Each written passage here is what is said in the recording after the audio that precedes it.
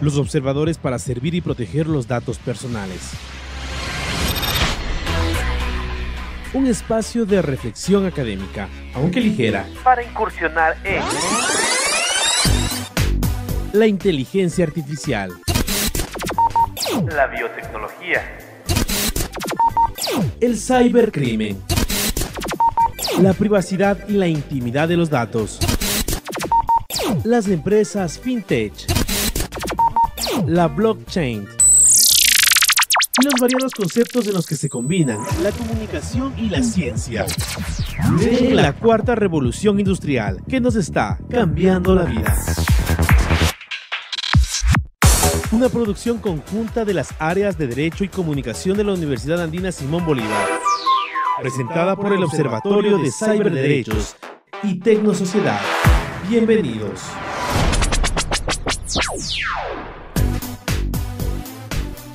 Bienvenidos de nuevo a otro programa de los observadores y como siempre nuestro experto en saludos que siguió una maestría en saludos para radio. Mi querido Lucho, comience por favor. Saludos a todos. Como vieron, es un saludo experto.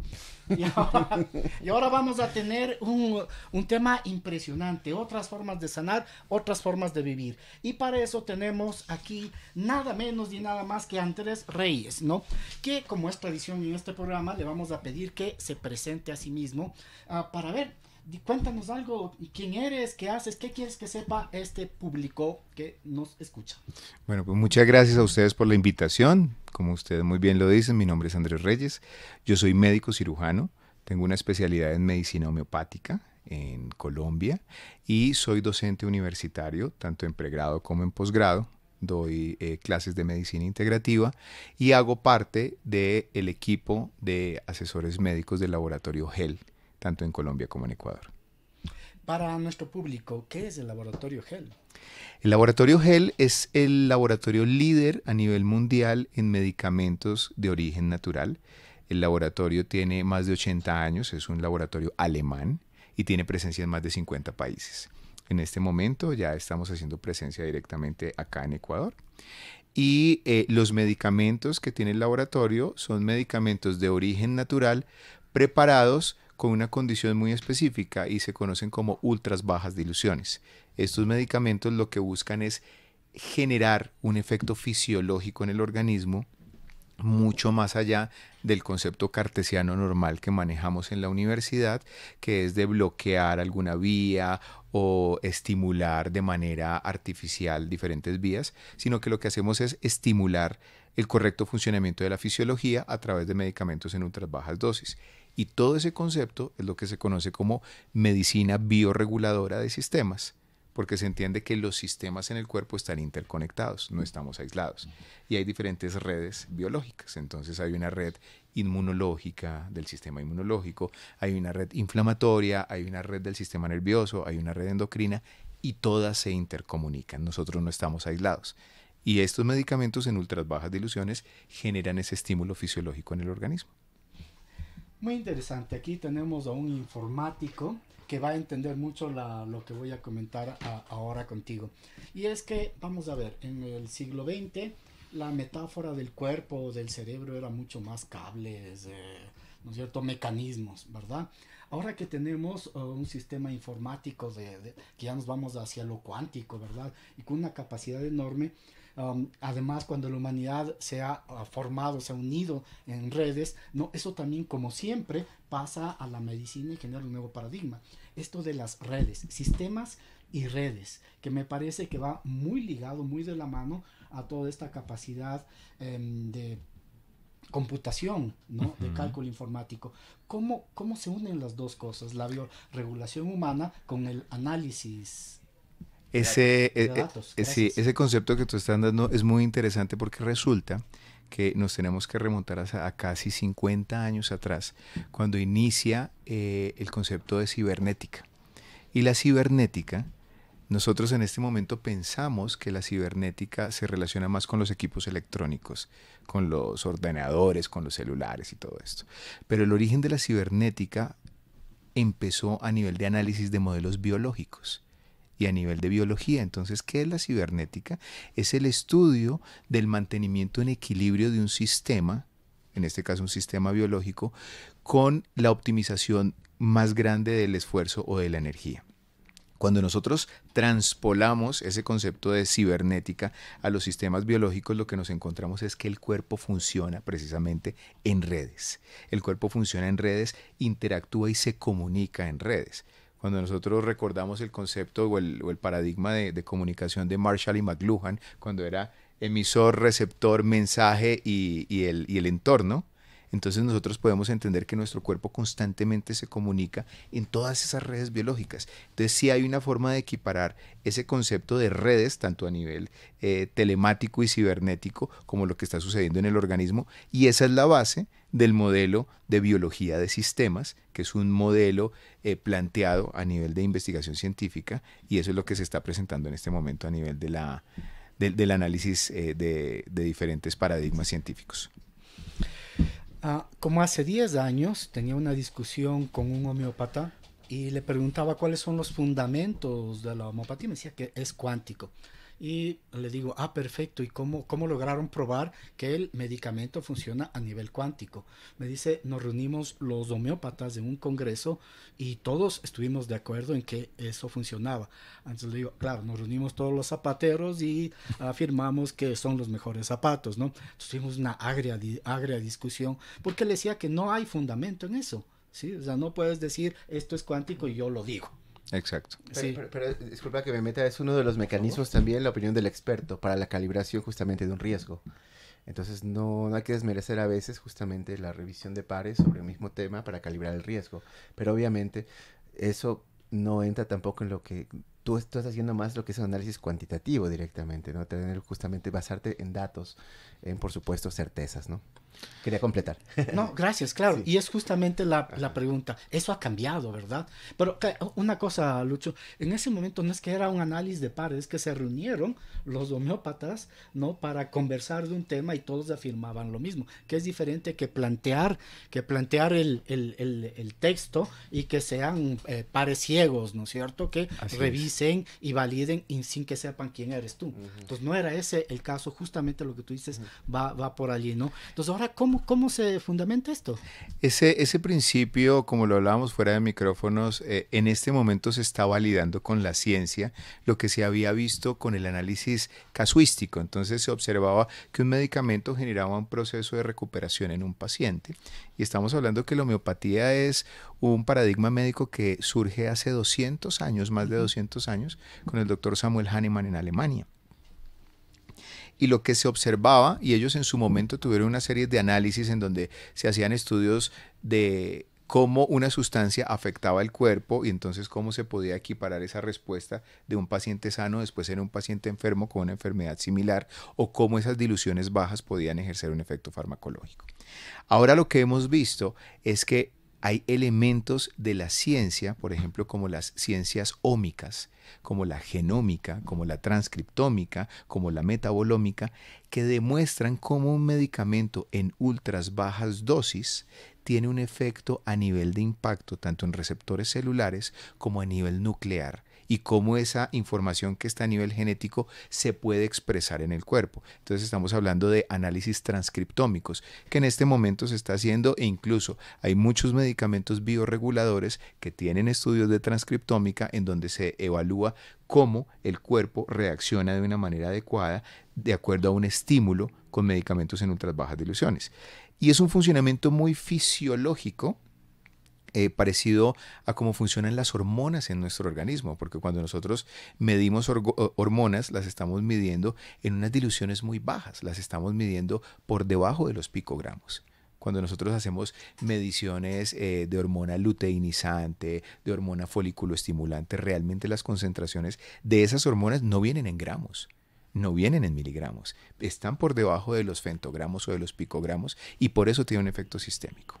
Y con los medicamentos bioreguladores, en este momento las ciencias ómicas nos han demostrado ese funcionamiento y arrojan unos datos, o sea, arrojan metadatos estamos hablando de más de 4 billones de datos informáticos que hay que analizarlos con unos supercomputadores para poder entender esas interacciones a nivel celular y poder tener respuesta de funciones propias del organismo. Por ejemplo, la inflamación. Nosotros siempre pensamos que la inflamación no es adecuada, pero la inflamación en el cuerpo tiene una función. Normalmente el esquema de manejo convencional es bloquear la inflamación. Cuando tú tienes una inflamación te dan un antiinflamatorio, que es lo que normalmente se maneja. En ocasiones puede ser útil, pero es importante recordar que el cuerpo necesita la inflamación para reparar los tejidos. Si yo bloqueo la inflamación y no permito que esos tejidos se reparen, pues va a haber un proceso crónico. ¿Qué es lo que hay que hacer? Modular la inflamación, y los medicamentos bioreguladores en ese caso funcionan de una manera fantástica. Aquí en Ecuador tenemos un remedio casero para la inflamación que se llama babitas de mudo. Coges la babita, te pones en la inflamación y pasa automáticamente. Ok. Eso es un placebo. Este es un programa muy informal, como te darás cuenta. Total. ¿No? A ver, de lo que tú me estás planteando, se me viene dos cosas, ¿no? Primero, el uso de millones de datos para entender la comunicación del cuerpo, pero también entendí yo ayer en la conferencia que venía por fuera también, es decir, es el comportamiento de la persona en su contexto, ¿no? Es decir, que cómo, dónde vivo, qué hago, y todos esos datos se alimentan para un sistema de diagnóstico, supongo. No sé si nos explicas un poco más de eso. Y una cosa interesante antes de que contestes, aquí la universidad tiene un doctorado en epidemiología crítica que plantea que no se puede entender la salud por fuera del contexto social, ¿no? Yo veo que todo se está uniendo, ¿verdad? Cuéntanos. Así es. Hay un concepto muy interesante que puede englobar todo esto y es el concepto de epigenética. No sé si tal vez ustedes han escuchado de epigenética. Bueno, epi a nivel médico es todo lo que está arriba. Entonces, cuando está el gastrio y está el mesogastrio, pero también está el epigastrio, que es la parte superior, ¿sí? Entonces, cuando nosotros hablamos de genética, es todo el material genético que está en el núcleo de las células. Todas nuestras células tienen un contenido genético, que es el que está guardado en el ADN.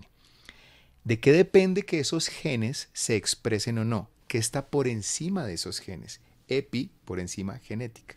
¿Qué está por encima de la genética? Entonces volvemos a esto.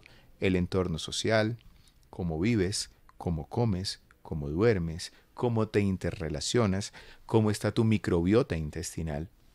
Todo eso va a generar unas condiciones específicas para que tus genes se expresen. Tú puedes tener un hermano gemelo, poniendo un ejemplo, pero tu hermano gemelo se va a vivir a la ciudad más contaminada que puede haber en el mundo, y tú te quedas viviendo en una ciudad con unas condiciones adecuadas, con zonas verdes, con una alimentación orgánica, y muy probablemente la persona que vive en la ciudad contaminada desarrolle unas enfermedades que no desarrolla la otra, y son gemelos, tienen un material genético muy similar. ¿Por qué? Porque el entorno en el que está esa persona es el promotor del desarrollo de enfermedades, como el entorno en el que está la persona en ciudades sanas es el promotor para que se expresen condiciones adecuadas. Entonces, esos factores por encima de los genes son los que influyen de manera directa en una enfermedad. Por eso en este momento se está empezando a retomar el concepto de la medicina hipocrática. Entonces era: cuida lo que comes, que tu medicina sea tu alimento y que tu alimento sea tu medicina, maneja buenos pensamientos, buenas emociones, porque resulta, no sé si han escuchado un concepto que se llama psiconeuroendocrinoinmunología. Entonces, Dilo 10 veces rapidísimo. Psiconeuroendocrinoinmunología es cómo la psique, cómo tus pensamientos y tu sistema nervioso central empieza a generar una serie de sustancias que se llaman neurotransmisores, que van a ir directamente a impactar la respuesta de tu sistema endocrinológico e inmunológico. Entonces va más allá de piensa bonito que te va a ir bien, no solo es eso, pero cómo se ha observado por medio de diferentes análisis que personas con rasgos pesimistas, con rasgos negativos, son más propensas a disminuir su respuesta inmunológica y enfermarse con más facilidad que las personas que ven la vida de una manera mucho más optimista, porque todo nuestro cuerpo trabaja en sinergia. Lucho, ¿optimista o pesimista? Yo soy optimista, pero la verdad a mí me da una duda aquí. Porque es como la parábola del vaso, ¿no? Está medio lleno o está medio vacío. Yo a veces soy muy optimista, casi siempre, y siento que, ¿verdad? Nunca me enfermo, por decirte, nunca falto a mis compromisos, pero no es que no esté enfermo, es que simplemente puedo llevar la enfermedad, pero eso no quiere decir que no estoy enfermo, ¿me entiendes? Entonces, ¿dónde está justamente esta línea de distinción entre simplemente tu estado anímico que te convence de que no estás enfermo estándolo y justamente lo que tú estabas hablando de que en verdad voy a tener la consecuencia de la enfermedad o no? Entonces, yo creo que hay algo que queda suelto. Mira, hay una línea divisoria muy clara entre el optimismo metafórico y poco realista a un entendimiento de cómo funciona tu biología. Algo así como, estoy contento con esta porquería de vida. Exactamente. Hay un autor que se llama el doctor Bruce Lipton, que él es un científico que analiza mucho el comportamiento celular. El doctor Bruce Lipton lo que ha demostrado es cómo el patrón emocional que tú tienes impacta directamente tu respuesta celular. ¿Y a qué voy con eso? No quiere decir que tengo que ir pensando que la vida son violines y rosas y todo es maravilloso, porque tenemos un entorno, estamos en un medio donde voy manejando, se me atraviesa alguien, puedo reaccionar de una manera inadecuada, pero cómo es el promedio de todos los días y toda mi vida va a definir muchos aspectos. Te voy a un punto específico. Cuando tú estás estresado, el estrés genera una sustancia que se llama cortisol. No sé si la has escuchado, el cortisol. El cortisol es una sustancia que tiene un impacto directo sobre tu sistema inmunológico. Cuando tú estás estresado, tu sistema inmunológico se deprime. Afecta tu calidad de sueño. Cuando tú estás estresado, no puedes dormir bien. Cuando tú estás estresado, empiezas a presentar dolor de cabeza, dolores musculares, tu sistema cardiovascular se afecta. Entonces, va más allá de solo la emoción, sino que tu biología obedece al tipo de neurotransmisores y sustancias que se están secretando. Eso es como tú decías, va más allá de decir, estoy feliz, la vida es maravillosa, y hacer una cara horrible porque realmente no lo estás sintiendo. Es entender que tu cuerpo trabaja en redes y no solo es el pensamiento. El pensamiento afecta a la biología, pero también la biología afecta al pensamiento. Y cómo tu microbiota intestinal, por ejemplo, esos microorganismos que viven en tu intestino, determinan cómo tú secretas serotonina y determinan que tú seas más propenso a una depresión o a un cuadro de ansiedad. Más allá de que tú solo piensas, soy feliz, soy feliz, soy feliz. ¿Qué está sucediendo a nivel intestinal y qué está sucediendo en las redes biológicas de tu cuerpo que va a impactar el sistema nervioso central y tu forma de percibir la realidad? Sobre emociones y curación te voy a preguntar en el siguiente segmento. Y vamos, tecnomúsica y tecnocine, canciones y bandas sonoras que reflejan la sensibilidad de los cambios tecnológicos. Y vamos a escuchar de Laurie Anderson, Strange Angels, que acompaña una escena en la que el doctor, protagonizado por William Hurt, una película de 1991, la hacen ver en todas las universidades. Ahora estaba revisando internet, o sea, esa película es como que manual en medicina, y me parece terrible porque veo que las dan en todas las universidades, pero no resulta nada. Y ya van a entender a qué me refiero, ¿no? Básicamente la escena es que el doctor baila con su paciente y de ahí viene la canción. La película cuenta la historia de un doctor muy arrogante que es neurocirujano, si no me equivoco, y de pronto tiene cáncer. Así que el momento en que tiene cáncer tiene que hacer cola para atenderse, para hacerse quimioterapia, y pasa de médico a paciente y se da cuenta de todo el sistema de salud, y justo lo que tú acabas de plantear, ¿no? que es mi tema para el siguiente segmento, es este tema de las emociones, de la relación con el paciente, del respeto al entorno. Una escena que me encanta es que están los internistas, se llaman, ¿verdad? Uh-huh. Y entran las enfermeras con todos unos equipos, así montones de equipos, dicen, ustedes se van a hacer cada uno de los exámenes que les piden a sus pacientes. Todos los exámenes. Deben entender qué se siente. Empatía. ¿No? Y a propósito de la película, no sé si la has visto, con William Hurt. No la tengo presente, tal vez la habré visto, pero no la tengo presente. Es lindísima, Okay. Échale un ojo, es lindísima la película, pero me hace referencia a todo este tema de las emociones. Ya la Gestalt desde el 50 y desde el 40, Carl Rogers y otros, y hablan del papel de la medicina, especialmente la Gestalt, la psicoterapia Uh-huh. Gestalt, te dice, ya te decía hace rato, que nosotros provocamos la enfermedad somos nosotros, no viene de afuera, casi sale de adentro, ¿verdad? Es como que hay seres malvados alrededor que te están enfermando, cuando la enfermedad somos nosotros, y por eso me gusta mucho este tema de la bioregulación regulación, ¿no? Porque finalmente no somos seres racionales, somos seres emocionales, ¿no? Hay el caso este lindísimo del hombre que se creía un sombrero, ¿no? Que pierde todo, tiene esta, que pierde en un lado del cerebro, ¿cómo se llama? Dependiendo del tipo de patología. Ya, pues, pero, o sea, se queda sin una Ok. parte cerebro, justo la parte emocional. Entonces, básicamente, era el comandante Data de Star Trek, era totalmente racional, ¿no? Pero el hombre quería vender, cambiar la casa por una bicicleta, era totalmente absurdo, ¿no? Lo cual muestra el papel de las emociones en las decisiones y en el comportamiento humano. Así que, cuéntame, ¿cómo esto está enfrentando el paradigma médico?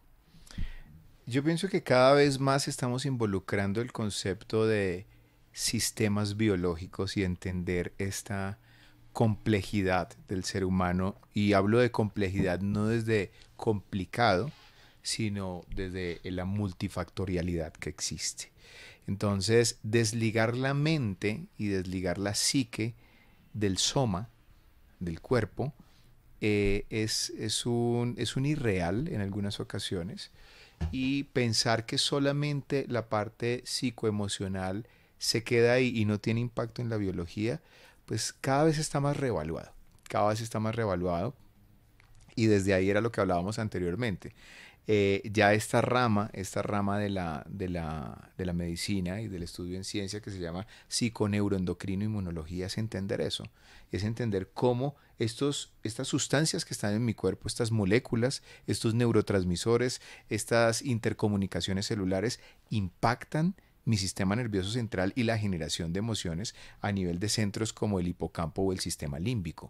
Y cómo estas estructuras cerebrales van a generar también una comunicación con toda la economía orgánica que la va a afectar de manera bidireccional. Es una comunicación bidireccional. Entonces, realmente cada vez más encontramos cómo en patologías oncológicas como el cáncer, en patologías degenerativas o en diferentes tipos de enfermedades, hay un impacto tanto a nivel emocional como a nivel físico. Entonces es importante que se empiece a involucrar más, y yo pienso que cada vez más los diferentes colegas lo están entendiendo, y el paradigma de la medicina está dando un paso para integrar esos saberes.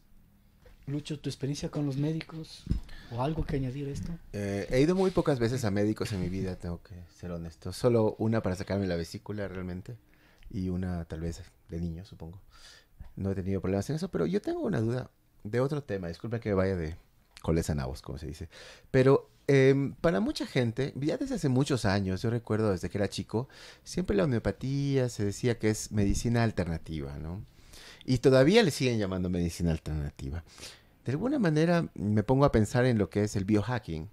Es decir, directamente pues comprar cosas en Amazon, montar tu propio laboratorio y comenzar a manipular cosas, ¿no? Lo cual en los últimos años ha cobrado mucha fuerza el biohacking, ¿verdad? Como una práctica básicamente definida por no tener el aval de médicos, obviamente con graduados, con títulos universitarios y eso. Y eso no sucede realmente en la homeopatía. ¿Qué le diferencia lo uno de lo otro? Es mi pregunta. ¿Y por qué sigue siendo alternativo después de tantos años? ¿A quién no le da la gana de aceptarle si todos ustedes igual siguen el mismo camino? Y yo veo que simplemente es una cuestión de diferente perspectiva sobre el mismo problema. El concepto de medicina alternativa ha sido acuñado ya hace varios años. Incluso la Organización Mundial de la Salud tiene una estrategia a 2023 de poder unificar todos los sistemas médicos complejos dentro de la práctica convencional a nivel de Occidente. ¿Por qué se llama alternativa? Básicamente porque no es la hegemónica, no es la que normalmente está presente en la sociedad. O sea, acá en Occidente tenemos nuestra medicina convencional y las prácticas que tal vez son un poco, yo no les llamaría incluso divergente, pero que son un poco paralelas, se les llama alternativas. Ya hace más de unos 15 años se viene acuñando un nuevo término desde un consenso que hablabas al principio de los consensos en Estados Unidos, y es ya no llamarla tanto medicina alternativa, sino medicina integrativa, integrative medicine. Entonces, en ese concepto lo que se está buscando es entender que la medicina es solo una, y nosotros necesitamos de ambos conocimientos o ambos lados. Entonces, yo pongo un ejemplo y es como Llega un paciente con un cuadro de fiebre, con un dolor abdominal hacia el lado derecho inferior, con un cuadro de vómitos frecuentes, el abdomen súper rígido en tabla. Eso es un cuadro característico de una apendicitis que va para peritonitis. Iba a decir embarazo, pero tal vez no, sería un embarazo complicado. Entonces, en ese caso, tu criterio médico, ¿qué te dice normalmente? Un paciente con estos síntomas, vas para cirugía, vamos a sacar el apéndice porque puedes ir para peritonitis. En ese momento no se van a hacer tal vez intervenciones con herramientas de medicina integrativa como medicamentos homeopáticos cuando la indicación es quirúrgica, ¿sí? Ahora bien, sí podemos, después de eso, modular el proceso inflamatorio en la fase de recuperación, estimular una adecuada migración para reparación tisular, pero lo que sí se está buscando en este momento es entender que la medicina es solo una y no ir como cerrando esa brecha del desconocimiento en donde la medicina alternativa anteriormente, que se llamaba, que buscamos llamarla integrativa ahora, estaba a un lado y la convencional acá. Y es entender cómo esta evidencia científica del efecto de los medicamentos bioreguladores, por ejemplo, ya puede llegar, tú puedes llegar a donde un médico clínico convencional y decirle, doctor, vea, es que este medicamento, como por ejemplo puede ser el caso de un medicamento como Traumel, tiene una evidencia con transcriptómica que nos demuestra cómo estimula los procesos resolutivos de la enfermedad. Entonces ya no es solo decir, no, mira, es que esto funciona así, sino que tengo esta evidencia científica que lo demuestra. Claro. Entonces la idea es cerrar cada vez más esa brecha y hablar de una medicina integrativa. Holística, por supuesto. Entonces, desde esa perspectiva, todos los médicos, sean alternativos o no, son biohackers. El término de biohacking es un término que se está acuñando en este momento y es como para entender cómo puedo precisamente hackear ese sistema, cómo puedo modificar las condiciones.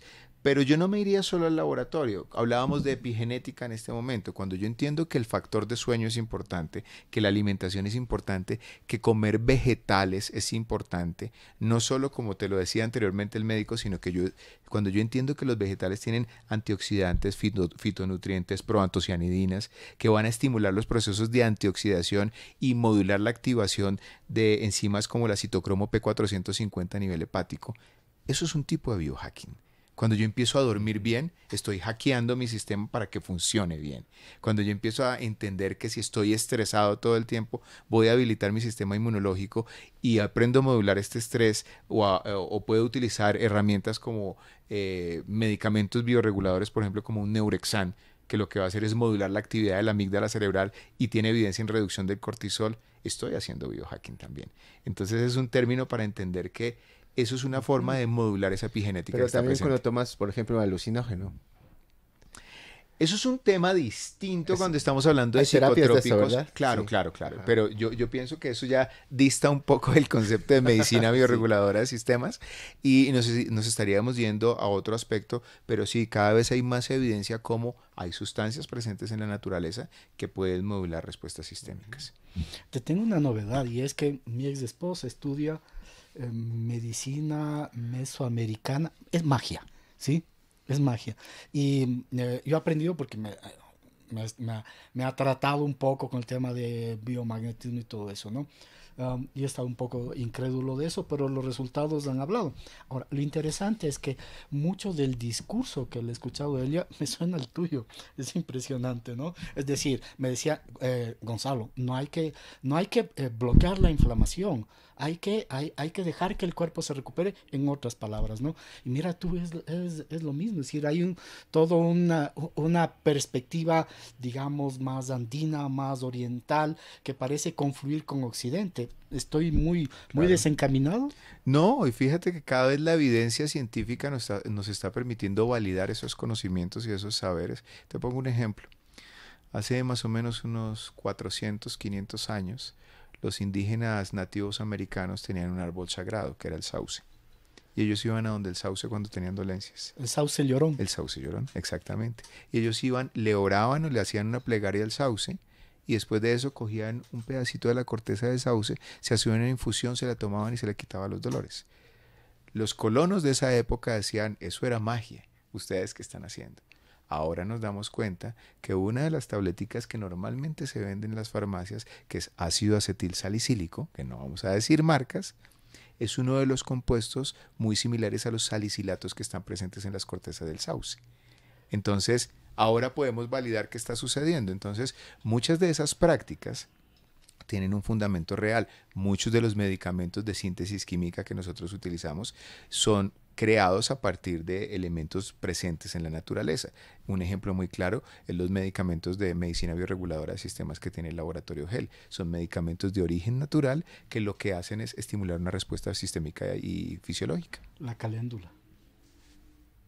La caléndula, es decir, que es para cicatrizar cosas, olvídate, si te caes, me avisas y te pongo cremita de caléndula. Claro, pero lo interesante es que yo veo que va más allá de solo la reactividad, sino también es la proactividad, porque ustedes van muchísimo a lo que es prevenir también antes que lamentar, ¿no? Así es. Bueno, y ahí tenemos, bien anotas, Lucho, porque por ahí está el cambio de paradigma. Es decir, lo que yo estoy pensando es que en lo que dices, que es, digamos, muy protocolario y es correcto, ¿no es cierto? Hay una sola medicina, pero no la hay en términos de hegemonía, ¿no? Es como pasar del sistema de combustión al sistema eléctrico, ¿no? Necesitas cambiar toda la dinámica de transportación, de cultura, etcétera, que no niega que sigue existiendo los sistemas de combustión, que van a seguir existiendo, porque hay límites que tiene la electricidad. Entonces, si tú quieres un camión fuerte, poderoso, o sea, va a haber un límite, va a existir, digamos, la gasolina durante varias décadas, si es que no permanece, ¿no? Entonces, me parece que ahí hay un tema, ya pasamos a temas políticos, porque aquí nos encantan los temas políticos, y te reto a que nos resuelvas de esto, ¿no? Finalmente es un cambio de paradigma y no va a ser tan fácil como que la medicina es una sola.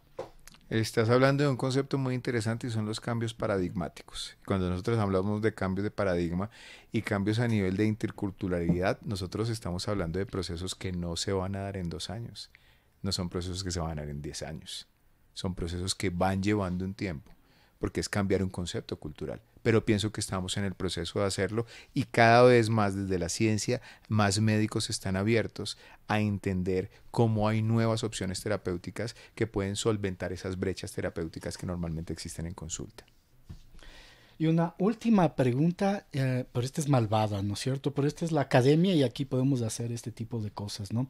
Y muchos dirán, especialmente en la academia, que esto es un nuevo reacomodo del capitalismo de la salud, ¿no es cierto? Son las nuevas industrias de la medicina alternativa que finalmente buscan una nueva hegemonía y los que salen perdiendo es la gente. ¿Qué opinas? Yo opino que las estrategias terapéuticas que vayan en función de mejorar la salud de las personas siempre van a ser acertadas independientemente de la propuesta que traigan. Y algunas personas podrían decir, oye, pero es que este tipo de compañías lo que busca es hacer un proceso hegemónico en un nuevo sitio. Yo lo vería más bien que nosotros estamos buscando hacer una propuesta tanto para los médicos como los pacientes para que por medio de medicamentos de origen natural puedan fortalecer la respuesta terapéutica y la respuesta de mantenimiento de la salud. Y pues algo muy bueno que tenemos es que tenemos evidencia científica, eso tiene un impacto muy grande. Y eso puede ser más económico finalmente, ¿no? Claro, porque ¿cuánto cuesta tu salud? Ajá, claro, sí, que seguro te cubre. Exactamente. Perfecto, creo que llegamos al final de la entrevista. Antes de, ya para cerrar esto, me gustaría concluir esta entrevista pidiéndote que nos digas cuál fue el aspecto más relevante de este diálogo que quisieras resaltar. ¿Y dónde te encuentran también? Sí. Me parecería Bueno. interesante que habláramos acerca de la importancia que tiene entender el cuerpo humano y las redes biológicas como una intercomunicación constante y hacer un tratamiento en el mantenimiento y prevención de la salud desde ese concepto de biología de sistemas es muy importante y es hacia donde está avanzando en este momento la ciencia médica y pues claramente la medicina bioreguladora de sistemas es un claro ejemplo de eso. Bien, muchas gracias a Andrés, ha sido un honor tenerte aquí. Lucho, por favor, despídase. ¿Dónde te encuentran? Yo diría más bien que busquen las redes sociales de GEL Ecuador, HEEL Ecuador, lo pueden encontrar en Instagram y pueden obtener mucha más información acerca de qué es la medicina bioreguladora de sistemas. Excelente. Bueno, yo te agradezco muchísimo por haber estado en este espacio y a todos muchas gracias por escucharnos semana a semana aquí en su programa Los Observadores. Bueno, y entramos a la tercera sección de nuestro programa, muy breve. Tienes derecho a permanecer callado. Ahora los observadores en la discusión caliente. La crítica. En la crítica malvada. Querido Lucho, mi experiencia con los médicos mayormente ha sido catastrófica. Mi abuela tenía cáncer, cuando la llevé a un oncólogo me dijo, debe entrar a cirugía, ¿no? Y le pregunté cuánto cuesta, $3,000 hace varios años, ¿no? Luego de varios médicos encontré uno que realmente la vio a ella como persona. Le hicimos radioterapia y vivió lo que tenía que vivir sin la quimioterapia, que solo aseguraba una pequeña posibilidad de vida. Luego fui con mi hijo, se rompió la mano, fui a un hospital y le llevaron, ni bien le vieron, dijeron hay que hacer una radiografía y hay que entrar a quirófano. Nos quedamos así, consulté al pediatra, un pariente mío, y me dijo, ni se te ocurra operarle. Ni se te ocurra operarle. Así que fuimos a otro lado y le hicieron una reducción. Si yo dejaba, no solo que corría el riesgo de que le pongan un clavo innecesario, sino que por el tipo de fractura le podía haber dañado la mano. Eso me deja un mal sabor en la medicina. Y lo que nos contaba Andrés es como que me da esta idea de que también finalmente debemos respetar las emociones, debemos respetar la cultura, debemos respetar a las personas, y que para eso es necesario cambiar el paradigma. ¿Qué dices? Bueno, yo más bien estoy de acuerdo con nuestro invitado de que de alguna manera integrar lo bueno de cada rincón del conocimiento es positivo. Verlo de una visión holística, porque yo creo que hay cosas que se resuelven de una manera y probablemente otras de otra, o probablemente con la combinación de ambas, tanto en lo preventivo como en lo reactivo. Sí, definitivamente hay mala práctica médica, por supuesto, pero hay mala práctica en cualquier oficio que uno realice, ¿verdad? Y creo que la medicina, al menos de mi perspectiva científica, pero sin conocer de medicina, de otro ámbito, es que sí falta, es una ciencia en constante evolución. Ahora mismo me gusta mucho leer sobre neurociencia, por ejemplo, y digo, wow, es hermoso. Estamos hermoso, totalmente hermoso. en pañales de lo que se viene, ¿verdad? Así que sí, ahora... Usa Tena si es que estás en pañales. Sí, Tena es un buen producto. Buen producto. Pero bueno, en todo caso, me llama mucho la atención esto siempre de la palabra alternativa, porque en realidad la alternativa no te da un juicio de valor si es bueno o malo, simplemente se dice alternativa. Pero de hecho, qué bueno que tengamos alternativas, es lo que yo pienso. Y definitivamente yo he visto mucha gente que le va muy bien con médicos que justamente rompen ese paradigma, ¿verdad? También lo que tú comentabas del cáncer, acabo de perder un ser querido la semana pasada por cáncer, después de una dolorosa quimioterapia que no llevó a nada absolutamente. Entonces sí, a la final uno se cuestiona muchísimas cosas. Yo me iría más allá también, dos cosas importantes hay que pensar siempre. Una, los datos de la salud, cómo se manejan, por supuesto.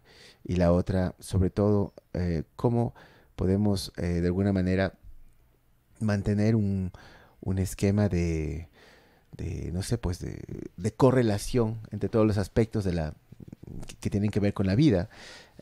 Cuando escuchaba a nuestro invitado al comienzo decía, wow, vamos a entrar un poco al coaching, pero no se trata de eso realmente, sino que sí, definitivamente, algo que me gusta de la medicina alternativa de lo poco que conozco es que va mucho a la proactividad y no solo a la reactividad. Es decir, tienes medicamentos naturales, simplemente cosas naturales para mantenerte en equilibrio, y eso ya ayuda mucho a la batalla, por supuesto. Así que si me preguntas a mí como juicio de valor, yo soy más alternativo. Bien, también en la música. En todo. Y con esto nos despedimos con las sabias palabras de mi amigo Lucho. Fue un placer tenerlos en este programa. Un abrazo. Un abrazo, gracias. Cerramos. Cyberderechos y Tecnosociedad. Un espacio de reflexión académica para incursionar en los variados conceptos de ciencia y tecnología de la cuarta revolución industrial, que nos está cambiando la vida. Una producción conjunta de las áreas de Derecho y Comunicación de la Universidad Andina Simón Bolívar, presentada por el Observatorio.